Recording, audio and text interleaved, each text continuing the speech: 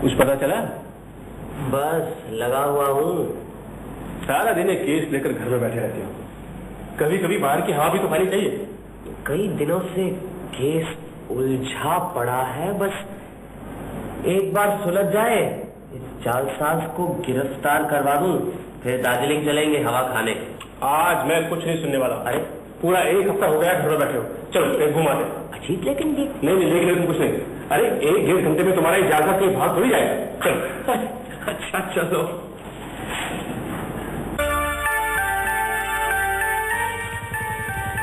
अच्छा हुआ यहाँ घूमने आ गए। अच्छा थैंक यू।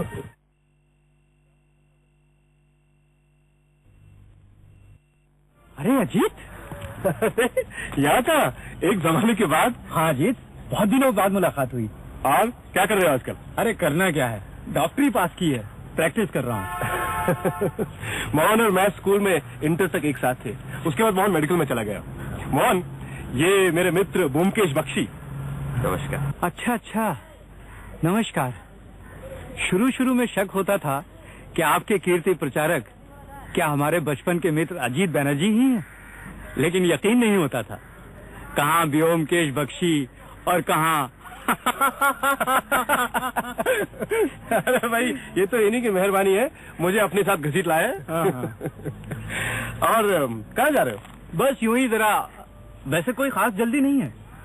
अरे तो फिर चलो एक साथ थोड़ी सी हवा खा लेते। हाँ आओ। चलो। और रहते कहाँ हो? पहले तुम बाग बाजार रहते थे ना? हाँ अब इधर ही रहता हूँ, पूर्णदास रोड पर। कभी आओ ना, आप भी आइए ना।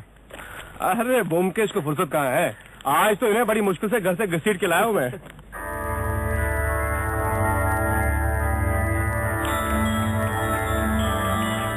आप कुछ कहना चाहते हैं तो कहिए ना। वो सोचा इतनी छोटी सी बात के लिए आप जैसे व्यस्त आदमी को क्या परेशान करूं। अरे कहो क्या बात है, कम से कम कुछ दिनों के लिए इन्हें उस जालसाज से छुटकारा तो मिल जाएगा। कौन जालसाज? है कोई, लेकिन बहुत परेशान कर रहा है। तुम कहो क्या बात है? मेरी बात सुनकर ब्योमकेश बाबू हंसेंगे। अगर हंसने की बात होगी तो जरूर हंसेंगे। मुझे लगता है आप किसी समस्या को लेकर उलझे हुए हैं, कोई हल ढूंढ रहे हैं जो मिल नहीं रहा। आपने बिल्कुल ठीक कहा।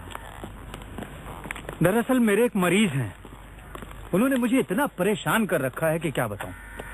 मुझे ही क्या, सारे घर वालों को तंग कर रखा है, किसी की कुछ सुनते ही नहीं। मोहन, ऐसा करते हैं, वहां वो बेंच है ना, उस पर बैठते हैं, वहां बैठ के तुम सब कुछ खुल के कहो। आओ ब्योमकेश। हाँ आप बोलो। यहाँ के एक बहुत बड़े रईस हैं, महीने में करीबन 40,000 की आमदनी है, और भी चारों तरफ बहुत जायदाद है। इसी परिवार के कर्णधार हैं नंद दुलाल बाबू, यानी मेरे मरीज। अब 55 के होंगे, लेकिन देखने में 70 के लगते हैं। जैसे जैसे उम्र बढ़ती जा रही है, वैसे वैसे चिड़चिड़े, बददिमाग, उजड़ और कुरूर होते जा रहे हैं। सच, इतना नीच स्वभाव का आदमी मैंने कभी नहीं देखा। अपनी जवानी में काफी अय्याशी कर चुके हैं, और वही सब कुछ अब इस उम्र में भी करना चाहते हैं, लेकिन शरीर ने जवाब दे दिया है, कुछ कर नहीं पाते।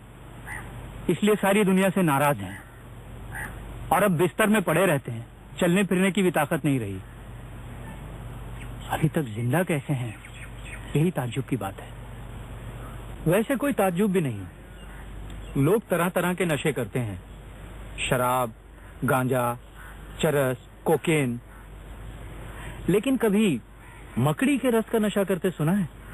मकड़ी का रस? ये कौन सा नशा है? एक तरह की मकड़ी होती है जिसके शरीर से ये जहरीला रस पीस कर निकाला जाता है। तरंतुला डांस। किसी जमाने में स्पेन में इस मकड़ी की चुभन को लेकर लोग बेतहाशा नाचते थे। एक तरह का उत्तेजक जहर है, लेकिन हमारे मुल्क में किसी को इस्तेमाल करते नहीं सुना। बिल्कुल ठीक, तरंतुला। साउथ अमेरिका में स्पेनिश बोलने वाले इलाकों में ये नशा बहुत प्रचलित है। तरंतुला रस एक तीव्र घातक जहर है, लेकिन थोड़ा थोड़ा लेने से शरीर की नसों में ताजगी आती है और उत्तेजक का काम करती है। हमारे नंदुलाल बाबू अपनी जवानी में यही नशा करते थे, लेकिन आज जब उनका शरीर जर्जर होकर टूट चुका है, तो वो ये नशा छोड़ नहीं पा रहे। जब मैं उनका पारिवारिक डॉक्टर बना तो मैंने कहा ये नशा फौरन छोड़ना पड़ेगा, लेकिन नंदलाल बाबू कहाँ सुनने वाले। मैंने भी कहा मैं इस नशे को आपके घर में घुसने नहीं दूंगा, देखें आप क्या करते हैं। उन्होंने कहा है देखते हैं कौन माई का लाल रोकता है मुझे। अरे ये मेरी जिंदगी है, मैं जो चाहूंगा करूंगा। हालांकि उनकी पत्नी और उनके 2 लड़कों ने उनके पर पहरे बिठा रखे हैं और वो खुद भी पंगु होकर बिस्तर में पड़े रहते हैं, लेकिन पता नहीं कैसे इस तमाम रोकथाम और सतर्कता के बावजूद वो मजे से ये जहर पिए जा रहे हैं। पता नहीं इस शख्स को कहां से और कैसे ये मकड़ी का रस मिल रहा है। यही हमारी समस्या है। अगर आप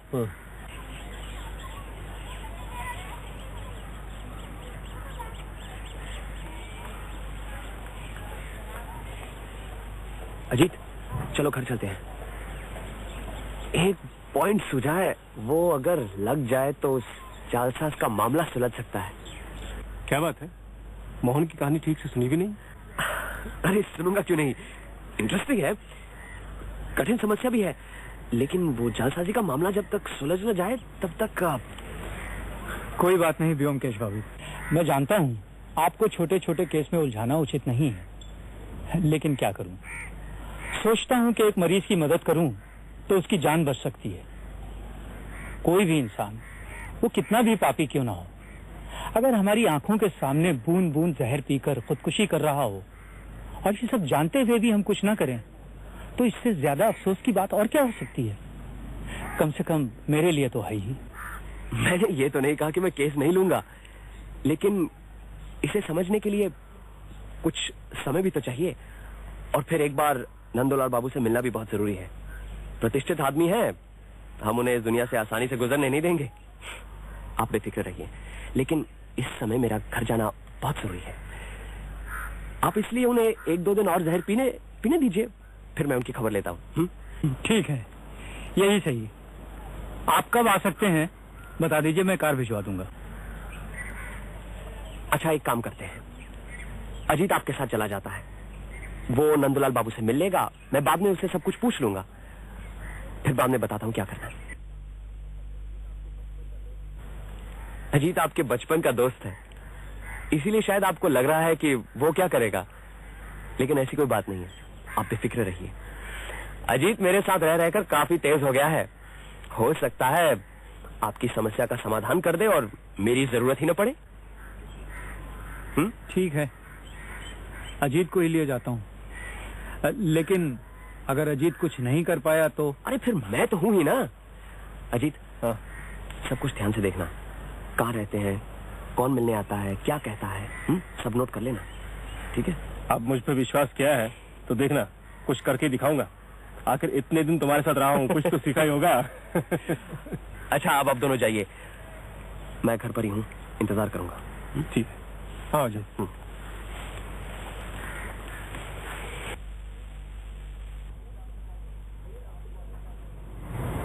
आइए डॉक्टर बाबू, हम आप ही का इंतजार कर रहे थे।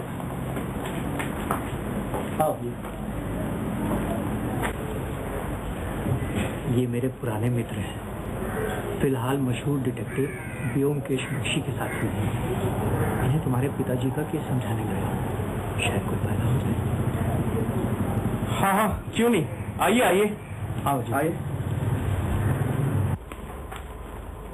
ये नंदलाल बाबू के बड़े लड़के अरुण हैं। नमस्ते।